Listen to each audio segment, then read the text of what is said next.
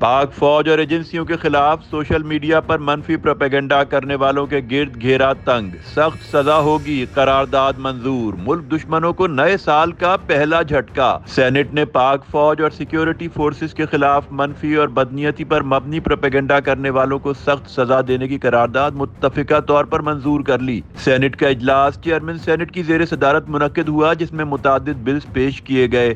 Peoples party کے senator بہرامند تنگی نے افواج پاکستان کے حق میں ایک قرارداد پیش کی، جسے اتفاق رائے سے منظور کر لیا گیا۔ قرارداد میں کہا گیا ہے کہ دہشت گردی کے خلاف جنگ اور ملکی سرحدوں کے تحفظ و دفاع میں مسلح افواج اور دفاعی ایجنسیوں نے بے پناہ قربانیاں دی۔ فوج اور سیکیورٹی فورسز کے خلاف منفی اور بدنیتی پر مبنی پروپیگنڈا کرنے والوں کو سخت سزا دی جائے۔ قرارداد میں کہا گیا کہ دشمن ہمسایوں کے ہوتے ہوئے مضبوط فوج اور سیکیورٹی ایجنسیز ناگزیر ہیں۔ سوشل میڈیا پلیٹ فارمز پر پاک فوج کے خلاف بدنیتی پر مبنی پروپیگنڈا کیا جا رہا ہے۔